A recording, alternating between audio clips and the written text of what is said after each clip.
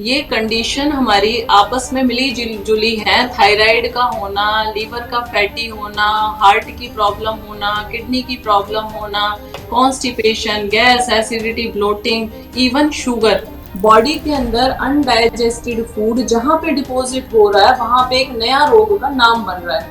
अब उसको कुछ भी कह दें हम, लेकिन पूरी बॉडी में रोग एक ही है कि अपच। अनडाइजेशन जब शुरू हो जाती है तो पूरे शरीर के अंदर आपके कोई ना कोई रोग आता ही रहेगा।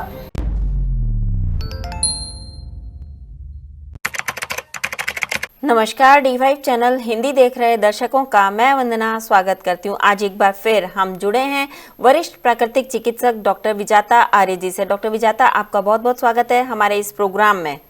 नमस्ते वंदना जी। डॉक्टर विजाता, किसी भी इंसान को देखकर पता चल सकता है कि इसको क्या प्रॉब्लम हुई है, या हम यूँ कहें कि हम किसी भी इंसान को देख के कैसे पता कर सकते हैं कि इसके लीवर में कोई प्रॉब्लम है, लीवर की इसको कोई प्रॉब्लम हो रही है? बहुत अच्छा क्वेश्चन है वंदना जी। सबसे पहले आप किसी भी इंसान को खड़ा कीजिए सामने, और खड़े करके आप देखिए कि इसकी बॉडी के ऊपर कहाँ कहाँ एक्स्ट्रा फैट नजर आ रहा है।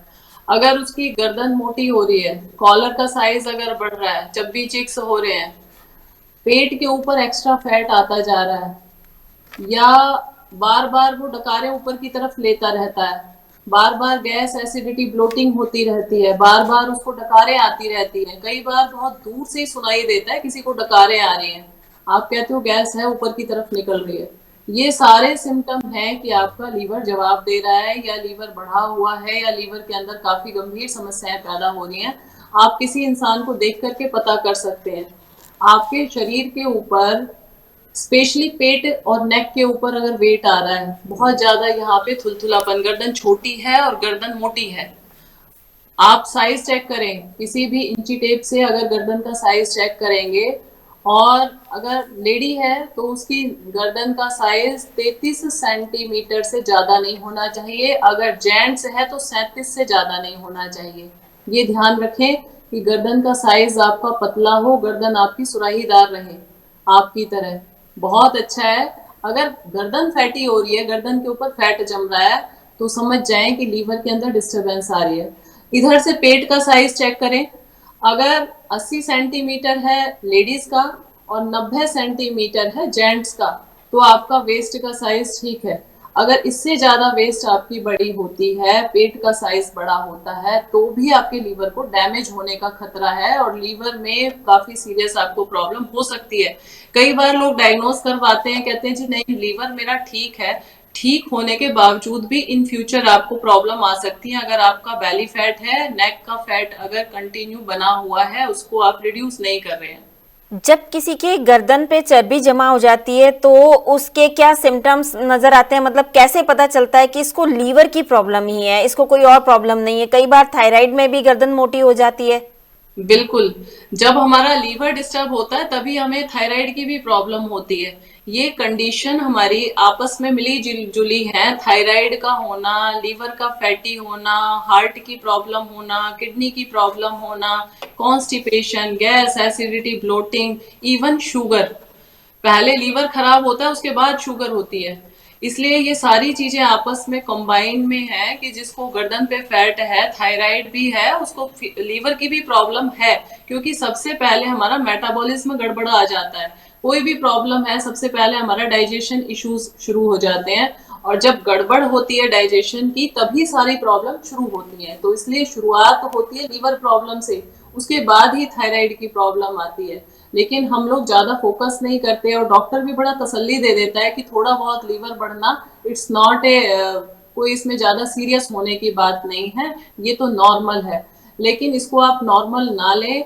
लीवर के फेलियर, लीवर सोराइसिस के केसेस आजकल बढ़ते जा रहे हैं, और इस लीवर की प्रॉब्लम की वजह से आपका डाइजेशन कभी ठीक रह ही नहीं सकता। इसलिए लीवर की प्रॉब्लम को ठीक करने के लिए आपको अपनी बॉडी के ऊपर से फैट रिड्यूस करना होगा, और अपने मेटाबॉलिज्म को, अपने पेट के हेल्थ को, गट हेल्थ को अच्छा बनाना होगा। इसके सिवा कोई और समाधान नहीं है। फैट रिड्यूस करने का क्या तरीका है? सबसे पहले हम बैड कोलेस्ट्रॉल या बैड फैट खाना बंद कर दें। जैसे कि पराठा है, हम उसके अंदर सब्जियां स्टफ करके रोटी को बिना तेल घी लगाए ऊपर से एज इट इज खा लें तो ज्यादा अच्छा है, या ऊपर से मक्खन रख के खाते हैं तो भी इतना ज्यादा बुरा नहीं है। जितना उसको तल करके खाते हैं तो उसमें ट्रांस फैट में कन्वर्ट हो जाता है वो फैट, जो हमारे अंदर जा करके लीवर को फैटी करता है, हार्ट की आर्टरीज को बंद करता है। तो ये बैड कोलेस्ट्रॉल या बेकार वाला जो तला हुआ खाना है, इसको हमें बिल्कुल बंद करना पड़ेगा, स्टॉप करना पड़ेगा। चाहे आप घर का खा रहे हो तला हुआ तो भी हार्मफुल है, बाहर का खा रहे हो तो भी हार्मफुल है। बाहर का तो हमें बिल्कुल तला भुना फास्ट फूड, जंक फूड, मैदे से बनी हुई चीजें बंद कर देनी चाहिए। लेकिन घर में भी हम बहुत कम, रेयरली, ओकेजनली आप घर में तला भुना हुआ खाना बनाएं। अदरवाइज कोशिश ये करें कि बहुत कम घी या तेल में अपनी सब्जी को बनाएं। अगर अवॉइड कर सकते हो पूरी तरह से तो बहुत अच्छा है। मैं तो बॉइल्ड कहती हूँ कि बॉइल्ड वेजिटेबल खाइए, लेकिन अभी आदत इतने सालों की पड़ी हुई है तो आप आधा चम्मच बस इतना ले कि आप जीरे को हल्का सा रोस्ट कर सके उसके अंदर। इससे ज्यादा घी या तेल सब्जी के अंदर ना डालें। रोटी के ऊपर भी बहुत ज्यादा मक्खन, अभी आपकी वर्किंग है नहीं, आप बैठे बैठे एक जगह काम करते हैं, लेकिन आप बहुत ज्यादा घी, दूध, दही, बादाम ये सब खाते रहेंगे तो क्या होगा, वो फैट जाकर के अंदर डिपॉजिट होना शुरू हो जाएगा लीवर के अंदर, और धीरे धीरे से लीवर फैटी होगा या लीवर बढ़ेगा। और वहीं से फिर आपको एसिडिटी, गैस, ब्लोटिंग, कॉन्स्टिपेशन, अपच, फिर यहाँ पे दर्द होना शुरू हो जाता है। कई बार यहाँ राइट साइड में अगर आपको दर्द होता है तो समझ जाएं कि ये लीवर का ही पेन हो रहा है। और इसको ठीक करने के लिए सबसे पहले आपको अपनी ईटिंग हैबिट्स ठीक करनी पड़ेंगी। उसमें बहुत ज्यादा फ्राइड, बहुत ज्यादा मिर्च मसाले बंद करके शुद्ध सात्विक खाना, फल, सब्जियां, सलाद, स्प्राउट्स को ऐड करें। और थोड़ा अपनी वर्किंग को बढ़ाएं।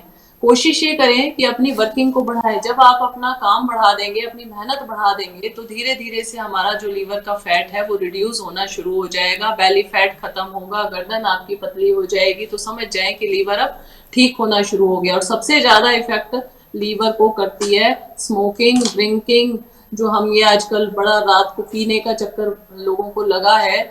मैं तो अभी आजकल देख रही हूँ इवन लेडीज तक भी पीना शुरू कर दिया है इन्होंने। तो ये अल्कोहल सबसे ज्यादा लीवर को डैमेज करता है। जो लोग अल्कोहल ले रहे हैं ध्यान दें कि उनका लीवर डैमेज हो जाएगा। लीवर सोराइसिस में यहाँ पे आपको पेन रहना शुरू हो जाता है। लीवर सोराइसिस की कंडीशन आगे बढ़ करके लीवर कैंसर में कन्वर्ट हो जाती है और वो फिर इनक्योरेबल है। लीवर फेल होने के बाद ट्रांसप्लांट भी करते हैं लीवर का, लोग कहते हैं जी लीवर ट्रांसप्लांट करना पड़ेगा, पेट में पानी भर जाता है तो वो टैपिंग से पानी निकालना, ये इतना पेनफुल प्रोसेस है। मैं चाहती हूँ उस प्रोसेस तक कोई भी ना जाए। और अगर चला भी गया है वहां तक, इस स्टेज तक पहुंच गया है, तो अपनी बुरी आदतों को छोड़ करके योग प्राकृतिक चिकित्सा द्वारा वो वापस अपने लीवर की हेल्थ को पा सकता है। इसलिए कोशिश ये करें कि अपनी बुरी आदतों को, ड्रिंकिंग को, स्मोकिंग को बंद कर दें। फास्ट फूड या बाहर का खाना, जंक फूड, वो बंद कर दें, जिससे कि आपका लीवर हेल्दी हो जाए। और सबसे जरूरी है अपने वेट को मेंटेन रखें। आपका वेट 2 किलो वेट भी बॉडी के ऊपर कहीं चर्बी बढ़ी हुई है तो उसको रिड्यूस करें। कई बार लोग सोचते हैं जी चब्बी चिक्स थोड़े थुलथुले से अच्छे लगते हैं गोलू मोलू से।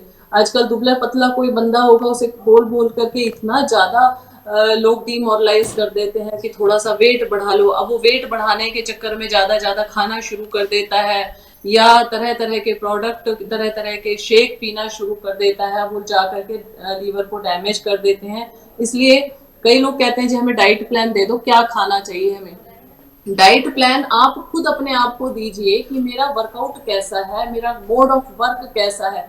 अगर मैं सुबह से शाम तक फिजिकली एक्टिव हूँ, मैं बैठे बैठे काम नहीं करती हूँ, तो मुझे घी, दूध, दही, फल, सब्जी, सलाद सब कुछ खाना चाहिए। लेकिन अगर मेरा पूरे दिन भर सिटिंग का काम है, मैं कोई मेहनत वाला काम नहीं कर रही हूँ, उसके बाद अगर आप दूध पीते हैं, घी खाते हैं, नॉनवेज खाते हैं, अल्कोहल ले रहे हैं, या किसी भी तरह का हैवी खाना खा रहे हैं, पनीर वगैरह, तो वो जाके डिपॉजिट हो रहा है बॉडी के अंदर। और डिपॉजिट होने पे किडनी में डिपॉजिट हो रहा है तो स्टोन बन जाता है।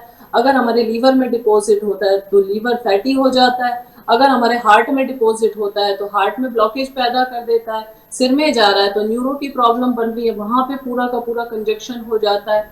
यहाँ पे जमा हो जाता है तो ब्रोंकाइटिस है, नाक में गया तो साइनोसाइटिस है, हड्डियों में चला गया तो हमें अर्थराइटिस बनना शुरू हो गया, यूट्रस की तरफ जा रहा है तो पीसीओडी पीसीओएस के रूप में वो हमारे गांठें बनना शुरू हो जाती हैं।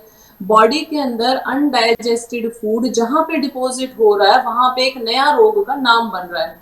अब उसको कुछ भी कह दें हम, लेकिन पूरी बॉडी में रोग एक ही है कि अपच, अनडाइजेशन जब शुरू हो जाती है तो पूरे शरीर के अंदर आपके कोई ना कोई रोग आता ही रहेगा। इसलिए उस एक्स्ट्रा खाने को बंद करें जो हम खा रहे हैं, अपने मोड ऑफ वर्क के अकॉर्डिंग खाना खाएं।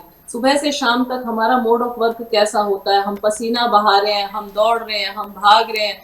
मजदूरों को देखा होगा आपने, सुबह से शाम तक मजदूरी करेगा, बिल्डिंग के ऊपर खड़ा होकर कंस्ट्रक्शन करेगा, वो कुछ भी खा ले उसके लिए कोई डाइट प्लान की जरूरत नहीं है, क्योंकि सब कुछ डाइजेस्ट हो रहा है, उसका डाइजेशन बहुत स्ट्रांग है। लेकिन हम लोग मेंटली काम करते हैं, चेयर पे बैठ करके काम करते हैं, तो हमें इतने हैवी खाने की जरूरत नहीं होती है। इतना खाना खाएं कि 2-3 घंटे बाद हमें फिर से भूख लगे। अगर आपको भूख लग रही है इट मीन्स आपका लीवर ठीक है। अगर आपकी भूख बंद हो रही है, टाइम देख करके खाना खा रहे हैं, इसका मतलब लीवर के अंदर प्रॉब्लम है और आपकी भूख धीरे धीरे कम होती जा रही है, ब्लोटिंग हो रही है, अनडाइजेशन हो रहा है, कॉन्स्टिपेशन हो रहा है।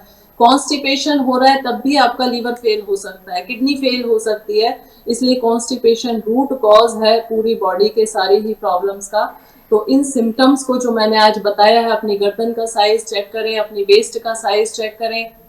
ब्लोटिंग, गैस, एसिडिटी खाने के बाद तो नहीं हो डॉक्टर जाती है। विजाता, एक चीज मैं आपसे और जानना चाहूंगी कि क्या योग आसन प्राणायाम के जरिए इसको ठीक किया जा सकता है? अगर हाँ, तो कौन सा योग आसन या प्राणायाम करना उचित होगा? वंदना जी, योगासन में कपाल भाती, अनुलोम विलोम, अग्निसार क्रिया बहुत अच्छे हैं पेट के लिए। और पेट के बल लेटने वाले धनुरासन है, भुजंग आसन है, ये हमारे लीवर को एक्टिवेट करते हैं, जिससे भी पेट के ऊपर प्रेशर आ रहा है। सारे आसन प्राणायाम बहुत अच्छे हैं। साथ साथ प्राकृतिक चिकित्सा की क्रियाएं, मड पैक है, एनीमा है, कॉलन हाइड्रोथेरेपी है, या पेट के ऊपर हम कटी स्नान देते हैं, टब के अंदर बिठाते हैं, या ठंडी गर्म लपेट लगाते हैं पेट के ऊपर। ये सारी ही चीजें लीवर को बहुत अच्छा रिलैक्स देती हैं और 100% सॉल्यूशन है योगासन प्राणायाम से लीवर की प्रॉब्लम्स का। कितने समय में ठीक हो जाता है? लगभग कितना समय लगता है ठीक होने में? ये डिपेंड करता है वंदना जी, किसी की प्रॉब्लम कितनी ज्यादा पुरानी है। अगर 5 साल का रोग है तो 5 महीने दो, 2 साल का रोग है तो 2 महीने दो। अगर 7 दिन पहले आपको डायग्नोज हुआ है तो 7 दिन में ही रोग ठीक हो जाता है। रोग जितना ज्यादा पुराना है उतना ही लंबा समय लेता है ठीक होने में। इसलिए अभी जस्ट फिलहाल में ही आपको प्रॉब्लम शुरू हुई है तो वो बहुत जल्दी ठीक हो जाता है। हमारे कई दर्शक आपसे सीधा संपर्क करना चाहते हैं, तो कैसे करें? कायाकल्प योग प्राकृतिक चिकित्सालय सोहना, गुरुग्राम, हरियाणा में हमारा आवासीय नेचुरोपैथी सेंटर चलता है। आप यहाँ 7 दिन 15 दिन के लिए रहने के लिए आ सकते हैं और सारा उपचार योगासन प्राणायाम को सीख सकते हैं। मेरा फोन नंबर है 8816893478। डॉक्टर विजाता, आज आपने हमें बहुत ही महत्वपूर्ण बातें बताई। आपका बहुत बहुत धन्यवाद। थैंक यू सो मच वंदना जी। अगले एपिसोड में आपसे फिर मुलाकात होगी। तब तक के लिए नमस्कार।